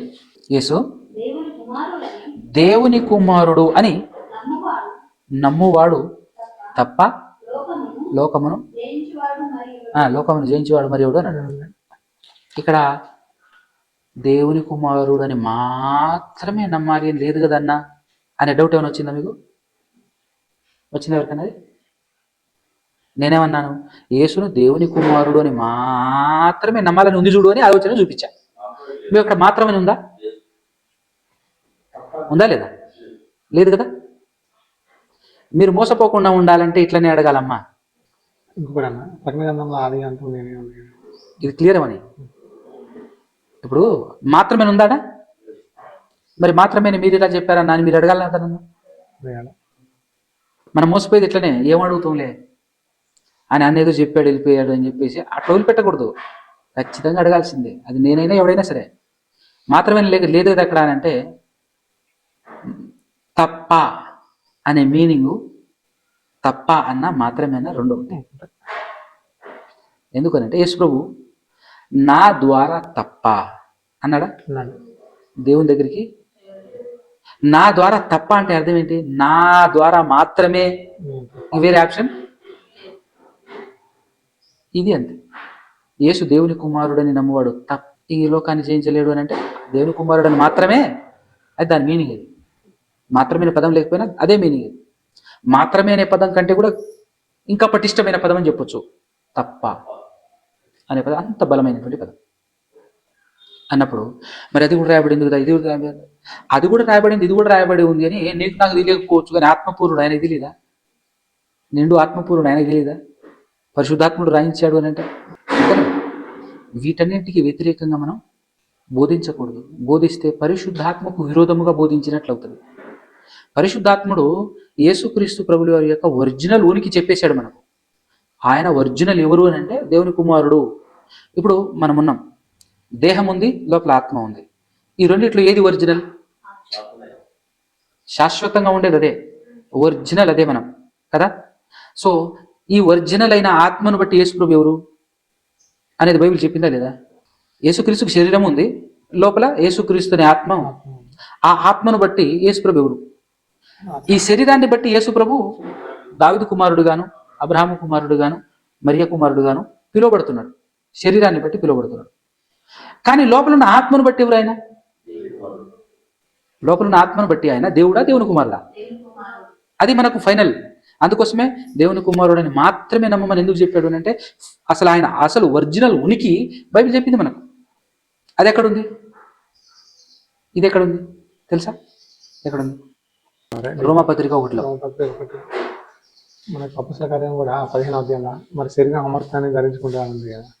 ఏది ప్రభుత్వం శరీరం ఇక్కడ లేదు కదా, ఈ పరిశుద్ధి కుళ్ళి పట్టణీయ ఉంది కదా. అది ఇంకో టాపిక్. శరీరం కూడా మనకు తీర్పు. యేసుక్రీస్తు ప్రభువారు కేవలం శరీరమును చంపు వారికి భయపడక శరీరమును ఆత్మను రెండింటిని నరకంలో పడేసేటటువంటి దేవుణ్ణి భయపడాలన్నాడు. అంటే అర్థం ఏంటి? ఇక్కడ ఉన్నటువంటి దేహం మళ్ళా శిక్ష అనుభవిస్తుంది అనేటటువంటి విషయం తర్వాత ఉంటుంది. అది ఇంకొక సబ్జెక్టు. మనం ఈరోజు మాట్లాడుతుంది ఏంటంటే ఓన్లీ యేసుక్రీస్తు ఆత్మను బట్టి దేవుడా, దేవుని కుమారుడు అన్నాడు. 1వ అధ్యాయం రోమపత్రిక గా కా అని ఉంటుంది. 1 నుంచి 7 వరకు కలిసి ఉంటుంది వచనాలు. ఆ కింది లైన్లో గా కా అని పులి స్టాప్ ఉంటుంది చూడు, అక్కడి నుంచి చూడండి. దేవుడు తన కుమారుడును, తనకేమో కుమారుడు, మనకేమో ప్రభు, తన కుమారుడును మన ప్రభువునైన యేసుక్రీస్తు విషయమైన ఆ సువార్తను పరిశుద్ధ లేఖనములయందు తన ప్రవక్తల ద్వారా ముందు వాగ్దానం చేశాడు. యేసుక్రీస్తు అదే అనమాట, శరీరాన్ని బట్టి దావీదు సంతానముగాను మృతులలో నుండి పునరుద్ధానుడైనందున, అంటే ఇక్కడ పరిశుద్ధమైన ఆత్మ అంటే తనలో ఉన్నటువంటి ఆత్మ గురించి మాట్లాడుతున్నాడు తప్ప పరిశుద్ధాత్మ గురించి కాదు. తనలో ఉన్న పరిశుద్ధమైన ఆత్మను బట్టి దేవుని కుమారుడుగాను ప్రభావముతో. బైబిల్ ఇలా నిరూపిస్తే ఈరోజు పాస్టర్లు నేను దేవుడే నిరూపిస్తా రండి అని సవాల్ విసురుతుంటే నాకు నవ్వాలో బాధపడాలో అర్థం కాకుండా పరిస్థితి అనమాట. ఈరోజు బలంగా మాట్లాడడానికి గల కారణం ఏంటంటే ఒక దేవుడు సరిపోడా? యేసుప్రభు ఓపెన్గా చెప్తున్నాడు, ఆయన మీ దేవుడు నా దేవుడు అంటున్నాడు. ఆయనే దేవుడు, ఆయన మీకు దేవుడు, నాకు దేవుడు. ఇంకా క్లారిటీగా చెప్పాలంటే మీ దేవుడు ఎవరు తెలుసా? మీ దేవుడు నేను కాదు, మీ దేవుడు పైన ఉన్నాడు, ఆయన దగ్గరికి నేను పోతున్నానని యేసుప్రభు డైరెక్ట్గా చెప్తున్నాడు. యేసుప్రభు చెప్తున్నా కూడా వినకుండా ఏరే నువ్వే మా దేవుడివి అని అన్నావు అనుకో, యేసుప్రభుని హేళన చేస్తున్నాడు కాదు, యేసుప్రభుని ఖాతరు చేయకుండా పక్కన నెడుతున్నాడు కాదు. స్వయంగా యేసుప్రభు ఏమంటాడంటే మీ దేవుడు పైన ఉన్నాడు, అక్కడికి నేను పోతున్నాను అన్నాడు. ఇదేంది ప్రభువా, నువ్వేగా మా దేవునివి అని అంటే అదే పరిశుద్ధాత్మకు విరోధముగా మాట్లాడటం కదా. సో మన దేవుడు ఎవరో యేసు ప్రభు క్లారిటీగానే చెప్పి వెళ్ళాడు. ఆయనదైతే ఏం తప్పు లేదు. కన్ఫ్యూజ్ అవుతుంది ఎవరు అంటే ఈరోజు మనం ఎందుకు కన్ఫ్యూజ్ అవుతున్నాం అంటే కన్ఫ్యూజ్ చేస్తుంది ఫస్ట్ కదా. సో ఇంత క్లారిటీగా ఆత్మను బట్టి యేసు ప్రభు ఎవరో నీట్గా మనకు చెప్పిన తర్వాత అక్షరాలు కాదు ముఖ్యం, ఆత్మ సంబంధమైన విషయాలు సారాంశం మనకు ముఖ్యం. దాన్ని బట్టి మనం స్టడీ చేసుకుంటూ ముందుకు వెళ్ళాలి, సత్యాన్ని పసిగట్టాలి తప్ప అక్షరం చూపించి ఇదిగో దేవుడే ఉన్నాను కదా. ఇంకొక చోట రోమపత్రికలు కూడా 9:5 సర్వాధికారి అయిన దేవుడే ఉన్నాడు కదా అని చెప్పేసి ఒక వచనం చూపిస్తారు. ఒరిజినల్గా అది కూడా ట్రాన్స్లేషన్ మిస్టేక్. అక్కడ సమస్తమునకు ఏలికైన వాడు నిరంతరం స్తోత్రాడుై ఉన్నాడు అనేటటువంటి పదం ఉంటుంది ఒరిజినల్ గ్రీకులో. ఓవరాల్ అని ఉంటుంది. దాన్ని ఇక్కడ తెలుగులో ట్రాన్స్లేషన్లో ఈయన అని పడింది. అది నిజమైతే ఇంగ్లీష్లో ఏముండాలి? హీ ఈజ్ అని ఉండాలి. అలా లేదు, గ్రీకులో లేదు, ఇంగ్లీష్లో కూడా లేదు, తెలుగులో మాత్రమే ఈయన అని పెట్టేసరికి యేసుక్రీస్తు గురించి కదా అని చెప్పేసి మాట్లాడుతున్నారు. ఈ మధ్యకాలంలో కొంతమంది అర్థం చేసుకుంటున్నారు, సంతోషం, అవును అని చెప్పేసి. అర్థం చేసుకోకుండా గుడ్డిగా వచనాన్ని చూపించేటటువంటి వాళ్ళకి మనం మాత్రం ఏం చేయగలం చెప్పండి, అనే కదా. సో అలా కొన్ని అక్షరాలు బట్టి కాదు కానీ మనకు సారాంశం కావాలి, అది ప్రాముఖ్యం. ఇంకా తమ్ముడు, దైవత్వం గురించి ఆయన ఆది అల్పై ఉన్నాడు కదా, అదొకటి. మళ్ళీ ప్లస్ 2:10 కదా, 2:16 కూడా అక్కడ దైవత్వం యొక్క సర్వపరిపూర్ణత శరీరముగా క్రీస్తు నివసించుతున్నది అన్నాడు. దాన్ని కాదనటానికి లేదు, అందులో యేసు ప్రభు దేవుడు అని చెప్పడానికి కూడా అక్కడ ఏం లేదు. యేసుక్రీస్తులో దైవత్వం ఉంది అని చెప్తున్నాడు, కాదు అని ఎవరు చెప్పారు? దైవం ఉన్న లక్షణాలు ఇది ఇందాకనే అడగాలి యాక్చువల్గా. దైవత్వం ఉన్న ప్రతివాడు దేవుడే కదా అని, అంతేనా? ఇప్పుడు దైవత్వం అంటే ఏంటి? ఆయన వేరు మనం వేరు. దైవత్వం అంటే ఇప్పుడు క్యారెక్టర్ విషయంలో ఆయన వేరు మన వేరు, అందరూ వేరువేరుగా ఉన్నాం. కానీ దైవత్వం అంటే ఏంటి? దేవుని యొక్క గుణ లక్షణాలు, దేవుని యొక్క తత్వం. ఓకేనా? ఇప్పుడు దేవుని యొక్క తత్వం, దైవత్వము, దేవుని యొక్క స్వభావం ఏదైతుందో ఆ స్వభావంలో మనం కూడా పార్టిసిపేట్ అవ్వాలి, మనం కూడా పాలిభాగస్థులం అవ్వాలి, మనం కూడా దైవత్వాన్ని సంపాదించుకోవాలి, మనం కూడా పరిపూర్ణులు అవ్వాలి అని బైబిల్ చెప్పిందా లేదా? అంటే ఇప్పుడు మనం కూడా దైవత్వాన్ని సంపాదించాలి. ఇప్పుడు దైవత్వం మనలో ఉందనుకో, ఇప్పుడు మనం కూడా దేవుళ్ళ మీద లేఖనం ప్రకారం దైవం అని దాని గురించి ముందే చెప్పారు, ముందే నీట్గా ఓపిగా నీట్గా చెప్పాను. మళ్ళీ అక్కడికే వెళ్ళి అడిగాం అనుకో, నేను నీరసపడాలి కదా. దేవుని కుమారులు అంటే దైవత్వం కలిగినటువంటి వారందరూ, అంటే దేవుని స్వభావం కలిగి బ్రతికే వారందరూ దేవుని కుమారులే, సర్వోన్నతుని కుమారులే అనే మీనింగే తప్ప దేవుళ్ళు అని కాదు. మనకు దేవుడు అక్కడే. మరి ఆది అంతం నేనేమన్నాను కదా, దేవుడు క్రీస్తు ద్వారానే సమస్తాన్ని సృష్టించాడు. అంటే ఈ సృష్టికి ఆరంభం క్రీస్తు. మరలా ఈ సృష్టి నాశనం అవుతుంది ఎప్పుడు? ఆయన రాకతో. అంటే ఆయనతోనే ఆరంభమైంది, ఆయనతోనే అంతమైంది. అదే ఆదియు నేనే అంతము నేనే అనేటటువంటి యేసు ప్రభు మాట్లాడినటువంటి మాటకు మీనింగ్ అర్థమైందా? దాని కన్ఫ్యూజన్ తీసుకెళ్ళి దేవునికి ఆది అంతం లేదు కదా అనేటటువంటి క్లారిటీలోనికి వెళ్ళకూడదు. దాంతోపాటు యేసుక్రీస్తు కూడా దేవుడు ఏమని చెప్పాడు అని అంటే, నేను ఎలాగైతే జీవము కలిగి తనంతట తాను జీవము గలవాడే దేవుడైతే ఎలాగైతే ఉందో అదే అధికారాన్ని దేవుడు యేసు ప్రభు కూడా ఇచ్చాడు. ఉందా లేదా బైబిల్లో? అంటే దాని అర్థం ఏంటి? 5వ అధ్యాయం 26 వచనమా చదవండి ఒకసారి. యోహాను సువార్త 5:26. తండ్రి ఇలాగ తనంతట తానే జీవం గలవాడై ఉన్నాడు, అలాగే కుమారుడును తనంతట తానే జీవం గలవాడై ఉండుటకు కుమారునికి అధికారం అనుగ్రహించాను. అంటే అర్థం ఏంటి? జీవం గలవాడై మనకు అనుగ్రహించెను అనుందా, అనుగ్రహించాడు అనుందా, లేకపోతే అనుగ్రహించుచున్నాడు అనుందా, అనుగ్రహిస్తాడు అనుందా? అంటే ఆల్రెడీ ఇచ్చేసాడు కదా. ఎప్పుడు ఇచ్చి ఉంటాడు? ఆలోచన చేద్దాం. ఒక వచనాన్ని పట్టుకొని మనం ఆలోచిస్తున్నాం, ఎప్పుడు ఇచ్చి ఉంటాడు? First beginning starting. ఆయన దేవుడు ఆయన్ని పుట్టించుకున్న తర్వాతనే కదా, అంతేనా? మనకి ఈ మాటను బట్టి చాలా విషయాలు అర్థం కావాలి. ఏం అర్థం కావాలంటే యేసుక్రీస్తు ప్రభువు వారు తనంతట తాను జీవం గలవాడు కాడు అని అర్థం కావాలి. ఎందుకు? ఆ అధికారం దేవుడు ఇచ్చాడు అని అంటే ఇవ్వకముందు కాడు అనేగా. యేసు ప్రభు కూడా స్వయంగా చెప్పాడు, నేను నా తండ్రి వలన జీవించుతున్నాను అని. యోహాను సువార్త 6:57 6:57 ఇది ఎలానే ఉంచి ఒకరు చదవండి. 6:57 జీవము గల తండ్రి నన్ను పంపాను గనక నేను తండ్రి మూలముగా అది నేను తండ్రి మూలముగా ఎలాగైతే జీవించుచున్నట్టే నా మూలముగా మీరు జీవిస్తారు అని చెప్పాడా లేదా? అంతేనా కదా? అంటే ఇప్పుడు మనకు అర్థం కావాల్సిన పాయింట్ ఏంటంటే, తనంతట తాను జీవము కలిగి యేసు ప్రభు లేడు, కానీ తనంతట తాను జీవం కలిగి ఉండే విధంగా దేవుడు ఆయనకి ఆ అధికారం ఇచ్చాడు. ఒక్కసారి మనం ఆలోచన చేయాలి. ఇచ్చాడు అని అంటే ఎప్పుడో ఒకప్పుడు ఇచ్చాడు, ఇవ్వకముందు తనంతట తానుగా ఉన్నవాడు కాదు, తనంతట తానుగా జీవించేవాడు కాదు. అంటే స్టార్టింగ్ పాయింట్ ఉన్నవాడు, పుట్టినవాడు అని అర్థం. పుట్టిన తర్వాత ఇక నీకు నాలా బ్రతికే అధికారం ఇస్తున్నాను అని దేవుడు ఆయనకు ఇచ్చాడు. ఇచ్చిన తర్వాత ఇప్పుడు ఆయనకి ఏం లేదు చెప్పొచ్చు, ఆయన ఇక నుంచి నాకు ఆది లేదు అంతం లేదని. దాన్ని నిత్యము నిరంతరం బ్రతికే జీవితం, అది మనకు కూడా అనుగ్రహిస్తున్నాడు కదా దేవుడు. అసలు మనం పాట పడుతుంది దానికోసం కదా. దేనికోసం? నిత్య జీవం అంటుంటాం. ఎందుకున్నా యేసుప్రభుని అంటే ఏమన్నా నిత్య జీవం. నిత్య జీవం అంటే ఏంటి? ఇంకెప్పుడు సాగు లేదు, నిరంతరం. అది కాబట్టి ఇక్కడ దేవునికి యేసుక్రీస్తుకు డిఫరెన్స్ ఉంది, యేసుక్రీస్తుకు మనకు డిఫరెన్స్ ఉంది. కాకపోతే తత్వం అందరిలో సమానంగా ఉండాలి. అది దేవుని తత్వం, దైవత్వం అందరిలో ఈక్వల్గా ఉండాలి. అది దేవుడు కోరుకుంటున్నాడు విషయం. ఇప్పుడు అందరిలో దైవత్వం అంటే దేవుని యొక్క తత్వం ఉండాలి, దేవుని స్వరూపం మనలో ఉండాలి, దేవుని ప్రేమ మనలో ఉండాలి, దేవుని స్వభావం మనలో ఉండాలి. అనంత మాత్రం మనం అందరం అదే అనమాట. ఈ క్లారిటీ మిస్ అయ్యి దైవత్వం ఉంది కదా దేవుడు అన్నాం, దైవత్వం ఉంది కదా దేవుడు అన్నాం. దైవత్వం ఉన్నటువంటి వాళ్ళందరూ దేవుళ్ళు అవుతూ ఉంటే, ఈరోజు అన్యులలో కూడా మా బాబాయ్ చచ్చిపోయాడు, లేదంటే మా తాత చచ్చిపోయాడు దేవుడు అయ్యాడు అని అంటే అట్టనే ఉంటుంది అనమాట. అందుకోసం ఈరోజు బయట అన్యులలో కోట్ల మంది దేవుళ్ళు ఎందుకు అయ్యారు అని అంటే, పుడుతున్నవాడు మంచిగా పరిపాలించి మంచిగా బ్రతికి చక్కగా సహాయం చేస్తూ బతికిన వాళ్ళందరూ దేవుళ్ళు అవుతున్నారు. అంటే మంచి లక్షణాలు కలిగినటువంటి వాళ్ళందరినీ దేవుళ్ళు చేస్తారు. కాబట్టి దేవుళ్ళ సంఖ్య పెరుగుతున్నారు, జనాభా లెక్క పెరిగినట్టు.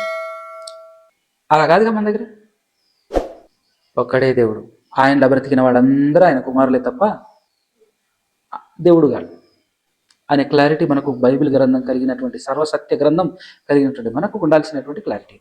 ఇది లేక ఈరోజు యేసుప్రభుని దేవుడు నిరూపించడానికి ట్రై చేస్తున్నటువంటి వాళ్ళందరూ ఏం చేస్తున్నారు తెలుసా? ఏమని మాట్లాడారు తెలుసా? ఏంది భయ్, ఆయన కన్యకకు పుట్టాడు కాబట్టి ఆయన దేవుడే అంటున్నాడు. ఆయన కన్యకకు పుట్టాడు కాబట్టి దేవుని కుమారుడు అని బైబిల్ చెప్తాడు. సెకండ్ పాయింట్, ఆయన అద్భుతాలు చేశాడు, చచ్చిపోయిన వాడిని తిరిగి లేపాడు కాబట్టి దేవుడు అని పాస్టర్లు అంటున్నారు. దేవుడు తోడుగా ఉన్నాడు కాబట్టి ఆయన అన్ని చేశాడని బైబిల్ చెప్తుంది. దేవుడే ఆయన ద్వారా ఇవన్నీ చేయించాడు అని బైబిల్ చెప్తుంది, అపోస్తలులు చెప్తారు. కానీ పాస్టర్లు ఏమంటాడు? ఆయన చేసిన అన్ని అద్భుత కార్యాలు చేస్తారా? చేశాడంటే ఏందనుకోండి దేవుడు అని వీళ్ళంటారు. ఇంకా చెప్పాలంటే ఆయన చనిపోయి పునరుద్ధానుడు అయ్యారు, తిరిగి లేచాడు అంటే అది చాలదు ఆయన దేవుడు అనడానికి అని పాస్టర్లు అంటున్నారు. కానీ బైబిల్ ఏమంటుంది? దేవుడు ఆయన లేపాడు కాబట్టి లేచాడు అని బైబిల్ అంటుంది. పాస్టర్లు బోధించే బోధకి బైబిల్ బోధకు చాలా తేడా ఉంది. కాకపోతే మనం జాగ్రత్తగా చదివితే తప్ప మనకు అర్థం కాదు, పరిశీలన చేస్తేనే మనకు ఈజీగా అర్థమవుతుంది. ఇప్పుడు వీళ్ళు ఏం చేస్తున్నారు అని అంటే, కొత్త సిద్ధాంతాలు ఎలా ఏర్పాటు చేశారు తెలుసా? ఈయన కూడా దేవుడు, ఈయన చేశాడు, అది చేశాడు, ఇది చేశాడు, ఇది చేశాడు కాబట్టి యేసుప్రభు కూడా దేవుడు. యేసుప్రభు పరిపూర్ణుడా కదా? పరిపూర్ణుడు కాబట్టి దేవుడు. యేసుప్రభులో దైవత్వం ఉంది కాబట్టి దేవుడు. బ్రదర్, మరి అలా అయితే మరి ఈయన దేవుడు, ఆయన దేవుడు, పరిశుద్ధాత్ముడు కూడా దేవుడు, ముగ్గురు దేవుడు అవుతున్నారు కదా బ్రదర్ అని చెప్పి మనం అనుకో. ముగ్గురు కాదు మనకు ఒక్కడే దేవుడు అంటే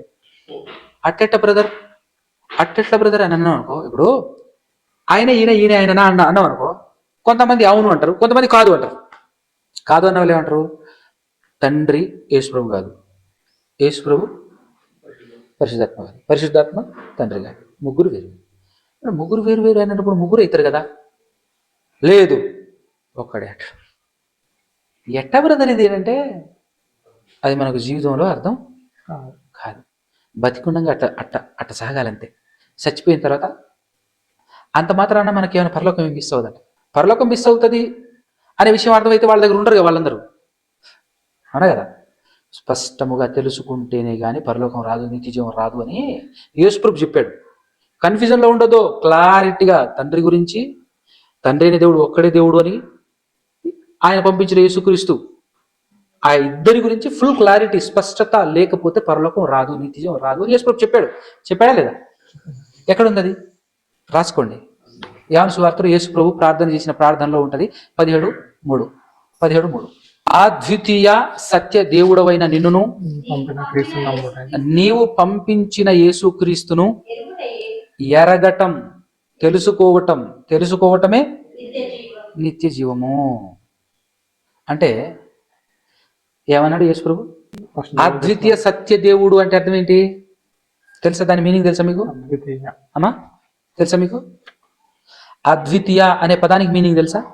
తెలిస్తే తెలుసు అని చెప్పండి, తెలియకపోతే తెలియలేదు అని చెప్పండి, నేను చెప్పేస్తా కదా. కన్ఫ్యూజన్ ఎందుకు? అద్వితీయ అనే మాటకు మీనింగ్ ఒక్కరే అని అనుకుంటున్నారా? కానీ ఎగ్జాక్ట్ మీనింగ్ అది కాదు. ఎగ్జాక్ట్ మీనింగ్ ఏంటో చెప్పనా? అద్వితీయ అనేటటువంటి పదము తెలుగు పదం కాదు. ఫస్ట్ మనకు అది తెలియాలి. తెలుగు పదం కాదు. అది ఏం పదం తెలుసా? అది సంస్కృత భాషలోని పదం. తెలుగులో 1 2 1 2 3 4 అని చదువుతాం. ఇంగ్లీష్లో 1 2 3 అని చదువుతాం. సంస్కృతంలో ప్రథమం అంట. 1ని ప్రథమం, 2ని ద్వితీయం, 2 అంటే ద్వితీయం, తృతీయం, 3 అంటే తృతీయం, అలా ఇలా 1 2 చదువుతాం. ఇప్పుడు 2ని సంస్కృతంలో ఏమంటున్నారు?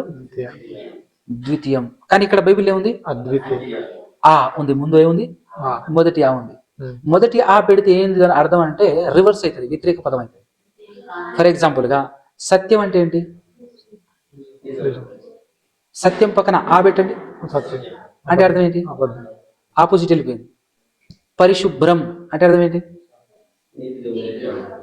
దాని ఆ పెట్టండి ముందు అంటే రివర్స్ వెళ్ళిపోయింది. అలాగే ద్వితీయ అంటే 2, ఆ పెడితే ఇప్పుడు కరెక్ట్ మీనింగ్ చెప్పండి. 2 కానిది అని అర్థం. ఏం కానిది? సత్యం అంటే నిజం, అసత్యం అంటే నిజం కానిది.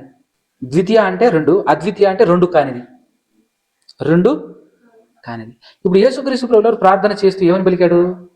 అద్వితీయ సత్యదేవా అన్నాడు. అంటే అర్థం ఏంటి? 2గా కూడా లేనటువంటి దేవుడా అని యేసు ప్రభు ప్రార్థన చేశాడు. 2గా కూడా లేనటువంటి నిజమైన దేవుడా, నీవు పంపించిన నన్నును తెలుసుకుంటేనే నిత్య జీవం అని యేసు ప్రభు ప్రార్థన చేస్తుంటే, ఈరోజు మన బోధకులు ఏమంటున్నారు? మన దేవుడు 2గా కూడా కాదు 3గా ఉన్నారు, 3గా ఉన్న మన దేవుడు అని ఈరోజు బోధకులు మాట్లాడుతున్నారు. ఎంత రివర్సు! ఒరే, మన దేవుడు 2గా కూడా లేడు అని యేసు ప్రభు చెప్తాడు. వీళ్ళేమంటారు? మన దేవుడు 2గా కాదు నాయన 3గా ఉన్నారు మన దేవుడు అని వీళ్ళు అంటారు. ఎంత క్వైజిట్ ఆపోజిట్ ఇది! దీన్ని బట్టి అర్థం కావాలి, త్రిత్వము అని త్రిత్వవాదులందరూ సాతాను పరిచారకులు అని ఇక్కడే మనకు క్లారిటీ వచ్చేసారు. అలాంటి వాళ్ళతో జాగ్రత్త. వాళ్ళు ఏమంటారు తెలుసా? వచనాధారాలు లేకుండా నాలాంటి వాళ్ళ ఫోటోలు పెట్టేసి ఈడు జాగ్రత్త అని మన మీద ఇత్తరాలు. ఇలాంటి వాళ్ళతో జాగ్రత్త అని నా ఫోటో పెడతారు. మరి నమ్మకండి, పరలోకం పోతారు మీరు. అలాంటి వాళ్ళని నమ్మితే పరలోకం పోతారు మీరు అనే కదా. ఇప్పుడు సాతాను పరిచయం వాడి పని ఏంటి? నిన్ను నరకానికి నడిపించాలి. అది టార్గెట్. అది అంటే మన దేవుడు ఒకే ఒకడు. వీళ్ళందరూ ఎలా మోసం చేస్తున్నారు అంటే నాకు భలే నవ్వు వచ్చింది. అసలు నవ్వంటే నవ్వు. మన దేవుడు ఇప్పుడు ఈ అద్వితీయ దేవుడు అని ఉంది కదా, దీని మీనింగ్ వాళ్ళేమిచ్చారు తెలుసా? పాత నిబంధనలో ద్వితీయోపదేశ కాండంలో కానీ నిర్గమ కాండంలో కానీ, ఓ ఇజ్రాయేలు వినుము, మన దేవుడు అద్వితీయ దేవుడు అని చెప్పేసి పాత మన యెహోవా అద్వితీయ యెహోవా, అద్వితీయుడైన యెహోవా అని పాత నిబంధనలు ఉంటాయి. యెహోవా అని కొత్త నిబంధనలు వాడకుండా ప్రభు అని తిక్లెటర్లో వాడాడు. యేసు ప్రభు కూడా మన దేవుడు అద్వితీయ ప్రభువు అని యేసు ప్రభు కూడా చెప్తాడు. ఇక్కడేం చెప్పాడు? అద్వితీయ సత్య దేవుడు అని చెప్పాడు. ఇప్పుడు అద్వితీయ అంటే వీళ్ళు ఏం చెప్పారు తెలుసా మీనింగ్? అలాంటి దేవుడు ఇంకోడు, అదే దాని మీనింగ్. అద్వితీయ అంటే అలాంటి వాడు లేడు. ఎలాంటి వాడు లేడు? మన దేవుడు 3గా కనబడుతున్న ఒక దేవుడు అనమాట. అట్లాంటి వాడు ఇంకోడు లేడు అని వీళ్ళు చెప్తారు త్రిత్వవాదు. అలా ఉందా దాని మీనింగ్? అందుకోసమే కరెక్ట్గా సంస్కృతం తెలిసి ఆ పదానికి ఉన్న మీనింగ్ తెలిసిన వాడైతే నవ్వుతాడా లేదా? మరి అదారం దాని మీనింగ్. ఏమన్నా బోల్తో కొట్టిస్తున్నారా మీరు? ఏమైనా ఫల్టీ కొట్టిస్తున్నారా మీరు? అవునా కదా? సరే, అట్లనే అనుకుందాం కొద్దిసేపు. అద్వితీయ దేవుడు అని అంటే తండ్రి, కుమార, పరిశుద్ధాత్మ 3గా ఉన్న దేవుడు. అట్లాంటి దేవుడు ఇంకొకటి లేడు అని వీళ్ళు చెప్తున్నారు అద్వితీయ దేవుడు అంటే. సరే, కొద్దిసేపు అట్లనే పెట్టుకొని ఈ వచనం చదవండి. ఇప్పుడు అదే మీనింగ్ రైట్ అని పెట్టుకొని ఇప్పుడు ఈ వచనం చదవండి. యేసు ప్రభు మాట్లాడినమాట 17:3. బాగా ఆగండి ఒక్కసారి, ఇక్కడ ఆగండి. అద్వితీయ సత్య దేవుడు అయిన నిన్ను అంటే ఇప్పుడు అద్వితీయ సత్య దేవుడు అంటే వాళ్ళు ఏం చెప్పారు? తండ్రి కుమార పరిశుద్ధాత్ములుగా ఉన్న దేవుడు అని చెప్పారు. అంటే ఇప్పుడు ఆ అద్వితీయ దేవుళ్ళు ఎవరెవరు ఉన్నారు? తండ్రి ఉన్నాడు, కుమారుడు ఉన్నాడు కదా, కుమారుడు కూడా ఉన్నాడు, పరిశుద్ధాత్ముడు కూడా ఉన్నాడు. అలాంటి త్రియేకమైనటువంటి అద్వితీయ సత్యదేవుడు అయిన నిన్ను నీవు పంపించినా ఇప్పుడు ఈయనెవరు? ఇప్పుడు ఈయనెవరు అంటే అందులో నుంచి ఆల్రెడీ అందులో కుమారుడు ఉన్నాడు కదా. వాళ్ళు అనుకున్న లెక్కల ప్రకారంగా కనుక మనం వెళ్తే ఆ అద్వితీయ సత్యదేవుడు అని వాళ్ళు ఏదైతే ఎక్స్ప్లెనేషన్ చేస్తున్నారో వాళ్ళ ఎక్స్ప్లెనేషనే రైట్ అని అనుకుని మనం కాసేపు ఆలోచిస్తే ఆ అద్వితీయ సత్యదేవుడు అనే దాంట్లోనే ముగ్గురు ఉన్నారు అని అనుకుంటే ఆ దేవుణ్ణి, ముగ్గురుగా ఉన్న ఆ దేవుణ్ణి ప్లస్ ఆ ముగ్గురై ఉన్న ఆ దేవుడు పంపించిన మరొకరిని అంటే యేసుప్రభుని. ఇప్పుడు ఈయనెవరు? సెట్ అవుతుందా? అడ్డంగా దొరికిపోట్లే. అందుకోసమే మీరు బాగా వినండి, ఇప్పటి నుంచి అయినా సరే ముందైనా సరే మీరు వినండి. త్రిత్వాన్ని బోధించే ఏ బోధకుడు వచనం చూపించి చెప్పడు. నేను ఛాలెంజ్ చేసి చెప్తున్నా. ఇప్పటి వరకు నేను, ఎందుకంటే ఎన్నో వందల వీడియోలు నేను విన్నాను. త్రిత్వ దేవుడు అని బోధించేవాడెవ్వడు కూడా వర్డ్ టు వర్డ్ బోధించడు. ఎందుకంటే దొరుకుతాడు, అడ్డగా దొరుకుతాడు. వచనం దగ్గర అడ్డగా దొరుకుతాడు అతను. ఎందుకంటే ఏ వచనం అది చెప్పదు.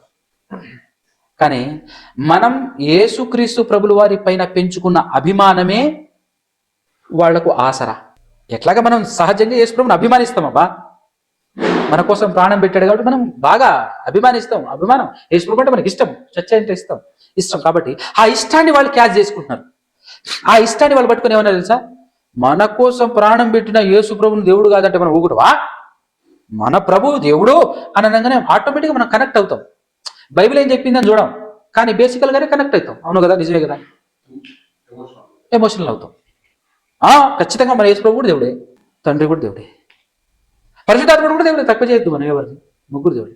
మరి మన దేవుడు ఒక్కడే కదా అన్న అని చెప్పి, అవును ఒక్కడే, ఆ ఒక్కడే ముగ్గురుగా తను తాను బయలుపరుచుకున్నాడు. అలా అని చెప్పాడు ఎక్కడైనా?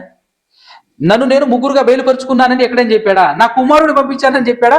నేనే ముగ్గురుగా వ్యక్తిత్వాలు కలిగిన వాడిని అని చెప్పేసి చెప్పాడు ఎక్కడైనా? ఇది నువ్వు ఎక్స్ప్లెనేషన్ చేస్తున్నావు, నువ్వు మాట్లాడుతున్నావు తప్ప మమ్మల్ని మోసం చేయడానికి. బైబిల్ చెప్పింది ఎక్కడైనా? చెప్పినట్టే అంటాడు. మరి ముగ్గురుగా కనపడుతున్నారు అంటే చెప్పినట్టే అంటారు. ముగ్గురు ఈక్వల్ గాడ్స్ అంటారు, ముగ్గురు సమానులే అంటారు. ఒక జోక్ ఏంటంటే, భయంకరమైన జోక్ ఏంటంటే, వీళ్ళు తెలిసి మాట్లాడుతున్నారా తెలియక మాట్లాడుతున్నారా అర్థం కాదు, కానీ నిజంగా జ్ఞానం ఉన్నోడైతే నవ్వుకుంటాడు వాళ్ళ బోధలు విని. వాళ్ళు ఏమంటారు తెలుసా? యేసుక్రీస్తు ప్రభుల వారు దేవునికి కుమారుడు కాదు, దేవుని వలన పుట్టినవాడు కాదు, దేవుడు పుట్టించిన కుమారుడు కాదు. ఈయన కూడా తనంతట తానే, ఈ దేవుడు ఎలాగైతే తనంతట తానే ఉన్నాడో యేసు ప్రభు కూడా తనంతట తానే ఉన్నాడు. ఎటువంటి రిలేషన్ లేదు అని వాళ్ళే చెప్తాడు. ఇప్పుడు ఎటువంటి రిలేషన్ లేదు, దేవుడు ఎలాగైతే తనంతట తాను ఉన్నాడో యేసు ప్రభు కూడా తనంతట తాను ఉన్నాడు, సేమ్ టు సేమ్ పరిశుద్ధాత్మ కూడా అని చెప్పినప్పుడు, నిజంగా నీకు యథార్థత ఉంటే, నువ్వు నిజాయితీ కలిగినటువంటి వాడు అయితే సమాజానికి ఏం చెప్పాలి? ముగ్గురు దేవుళ్ళు అని చెప్పాలి. ఎవరికి వారే అన్నప్పుడు, ఎవరి వలన ఎవరు కలగలేదు అని అన్నప్పుడు, ముగ్గురిని కలిపి ఒకటే చెప్తావు నువ్వు. ఇప్పుడు ముగ్గురిని కలిపి ఒక్క దేవుడు అని చెప్పే ఆస్కారం కానీ అవకాశం కానీ లేదే. ఎందుకంటే ఈయన వల్ల ఈయన పుట్టలేదు, ఈయన వల్ల ఈయన ఏం కలగలేదు, ఎవరికి వారే సపరేట్ అన్నప్పుడు, ముగ్గురు సపరేట్ గాడ్ అని అన్నప్పుడు ముగ్గురిని మళ్ళా కట్ట ఎలా కడతావు అంటున్నా నేను. How it is possible? ముగ్గురిని కలిపి ఒక్కటిగా కట్టగట్టి ఒక్కడే దేవుడు అని ఎలా చూపిస్తావు? అది ఇంపాసిబుల్, సాధ్యపడని పని కదా. ముగ్గురు ఈక్వల్ అన్నప్పుడు ముగ్గురే, ఒకరికొకరికి సంబంధం లేదు, ఏమీ లేదు అని అన్నప్పుడు ముగ్గురు దేవుడు అని చెప్పాలి నువ్వు. కానీ ముగ్గురు దేవుడు అని అంటే బైబిల్ అస్సలు సంధివదుగా, అవకాశం ఇవ్వదుగా. అప్పుడు ఏం చేయాలి? ముగ్గురిని కలిపి ఒకటని చెప్తాం, దానికి కూడా అవకాశం లేదు. అక్కడే దొరికి ఫైనల్గా ఈ మధ్య కాలంలో కొంతమంది మరి ఒక రకమైనటువంటి డిప్రెషన్, మనం మరి యేసు ప్రభు దేవుని కుమారుడు అని నమ్మితే, చెప్పినట్టు నమ్మితే కూడా తక్కువ చేసిన వాళ్ళం అవుతామేమో అనేటటువంటి ఒక రకమైన ఫోబియా, ఒక రకమైనటువంటి ట్రాన్స్ అలా వెళ్ళిపోయి ఏమంటున్నారంటే, కరెక్టే ముగ్గురు దేవుళ్ళే, అలాగని దేవుడు ముగ్గురు కాదు, దేవుడు ఒక్కడే. మరి ఎలా బ్రదర్ ఇది అని అంటే, ఇది నాకు అర్థం కాదు, మీకు అర్థం కాదు, ఇప్పటికీ అర్థం కాదు అని ఫైనల్గా. కానీ యేసు ప్రభు ఏం చెప్పాడు? స్పష్టంగా నువ్వు తెలుసుకుంటే నీకు నీతి జీవం తెలియదు అన్నాడు. ఈరోజు ఎంత పండితుడైనా త్రిత్వం బోధించేవాడు అటర్ ఫ్లాపే, నిలబడలేడు. కాబట్టి ఈ త్రిత్వం కూడా ఎప్పటి నుంచి స్టార్ట్ అయింది అంటే అపోస్తలకు తెలియదు. త్రిత్వం అనే పదమే అపోస్తలకు తెలియదు. అడగండి మీరు అనే, అపోస్తలకు త్రిత్వం అనే పదం తెలుసా? తెలియదు. ఎప్పుడు పుట్టింది? 4వ శతాబ్దంలో. పదం వచ్చేసి 2వ శతాబ్దంలోనే టెర్టులియన్ అనేటటువంటి ఒక వ్యక్తి ఉంటాడు. ఆయన ఈ పదాన్ని ప్రవేశపెట్టాడు. కాబట్టి త్రిత్వం అనే పదం కాదు, ట్రినిటాస్ అన్నాడు ఆయన. ట్రినిటాస్ అని ఆయన అన్నాడు. ఆ పదాన్ని కాస్త మోడలింగ్ చేసేసి 4వ శతాబ్దంలో ట్రినిటీ అన్నాడు, త్రిత్వము అని ప్రవేశపెట్టారు. కానీ ఇది అపోస్తలులకు తెలియదు. వాళ్ళు క్లియర్గానే చెప్పాడు, దేవుడు ఒక్కడే ఆయన తండ్రి, దేవుణ్ణి ఎవరు చూడలేదు, యేసు ప్రభుని మేము చూసాము. స్వయంగా యేసు ప్రభు కూడా ఏమన్నాడు, ఆత్మశుద్ధి కలిగిన వారు మాత్రమే దేవుణ్ణి చూస్తారు అని చెప్పాడు. హృదయశుద్ధి కలిగినటువంటి వారు.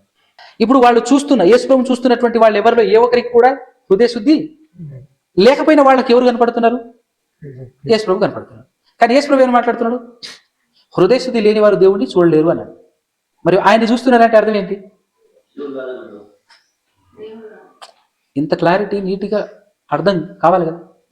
కానీ ముండి వాదనతో ఈరోజు సాతాను పరిచారకులుగా సాతాను కబంధాస్తాల్లో చిక్కుకొని ముండి వాదన ఏం చేస్తున్నారంటే, ఇప్పుడు యేసు ప్రభు దేవుడు కాదు అని బైబిల్లో ఏడుంది చెప్పండి మా అని వాదిస్తున్నారు. యేసు ప్రభు చెప్పండి, ఏడుందో చెప్పండి అని అడుగుతున్నారు. ఇప్పుడు ఒక మాట చెప్తాను. ఇక్కడ ఇంతమంది ఉన్నారు కదా, మీరు మీ పేరేంటన్నా? విజయ్ అన్న. ఇంతమంది ఉన్నారు కదా, మీ అందరిలో విజయ్ ఒక్కడే మంచోడు అని నేను చెప్పాను అనుకో, ఏం దీని అర్థం? అది కూడా నేను చెప్పాలా అన్నా కదా? విజయ్ ఒక్కడే మంచోడని నేను చెప్పాను. మాకు అది చాలదు.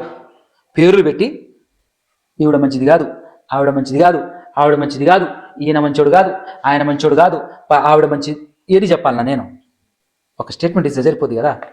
ఆయన ఒక్కడే అని అంటే మిగతా వాళ్ళు కారని నువ్వు క్లారిటీగా ఇంతకు మించి ఏముంటుంది? అందుకోసమే నేను చెప్తే దేవుడు యేసు దేవుడు కాదు అని యాడుంది అని అంటే, బైబిల్లో ఎన్ని వచనాలు అయితే దేవుడు ఒక్కడే అని చెప్పిందో అన్ని వచనాలు చెప్తున్నాయి యేసు దేవుడు కాదని. కాదంటావా? లేదంటావా? అంతేనా కదా. ఇంకా పర్టికులర్గా తండ్రి ఒక్కడే దేవుడు అని బైబిల్లో ఉందా లేదా? ఉందా లేదా? అంటే అది ఏం చెప్తుంది అది ఆ వచనం? మిగతా వాళ్ళు దేవుడు కాదని చెప్పినట్టుగా. ఇంతకంటే పర్టికులర్ ఇంకేం కావాలి నీకు?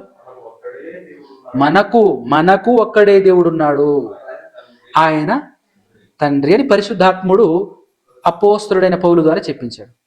స్వయంగా యేసు ప్రభు కూడా మీ దేవుడు పైనున్నాడు అన్నాడంటే అర్థం ఏంటి? నేను కాదనే ఆయన చెప్పింది. మగ్ధలేని మరియతో చెప్తాడు కదమ్మా, మీ దేవుడు నా దేవుడు, మీ తండ్రి నా తండ్రి, మీ దేవుడైన వారి దగ్గరికి నేను ఎక్కిపోతున్నాను అన్నాడు అని అంటే అర్థం ఏంటి? ఇందాకలా అంటే సహోదరుడు చెప్పిన లెక్కల ప్రకారంగా 8వ అధ్యాయంలో మా దేవుడు అని మీరు ఎవరి గురించి చెప్తున్నాడో ఆయనే నా తండ్రి అన్నాడు అంటే, అక్కడ కూడా చెప్పాడు మీ దేవుడు నేను కాదు, మీ దేవుడు నా తండ్రి, మీ దేవుడు నాకు దేవుడే అని ఓపెన్గా యేసు ప్రభు చెప్తుంటే, ఏవో అక్కడేదో అక్షరం దొరికిందని చాలామంది కొట్టుకుంటుంటారు. తోమగారు నా దేవా నా ప్రభు అన్నాడు, నేను అంటాడు. ఆయన ఏదో షాక్లో చనిపోయి కూడా మరలా తిరిగి లేచాడు నిజంగానే అని చెప్పేసి షాక్లో నా ప్రభు నా దేవా అన్నాడు. నిన్ను నమ్మమన్నాడా? నిన్ను అనమన్నాడా? యేసు ప్రభు స్వయంగా మిమ్మల్ని అందరినీ నా సహోదరులు అని నేను అనటానికి నేను ఏమాత్రం సిగ్గుపడను అని అంటాడు. అలా అనకు ప్రభా, మేము ఫీల్ అవుతాం, మా మనోభావాలు దెబ్బతింటాయి, మేము ఫిక్స్ అయిపోయినాం నువ్వే తండ్రి అని అంటే. యేసు ప్రభు భూలోకంలో ఉన్నప్పుడు ఏం చెప్పాడు తెలుసా? భూలోకంలో ఎవరికి తండ్రి అని అన్నాడు కదా.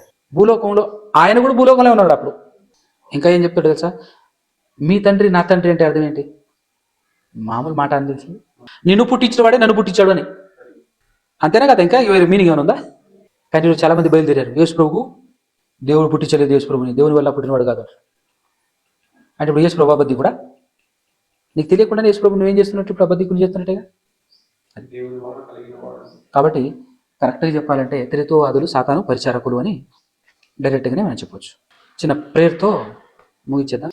రైట్, చిన్న ప్రార్థన చేసుకున్నాం. పరమాత్ముడ, పరిశుద్ధుడ, పరమందు ఆశ్రుడ, సకల ఆశీర్వాదాలకు కారణభూతుడ తండ్రి, ఇదిగోనైనా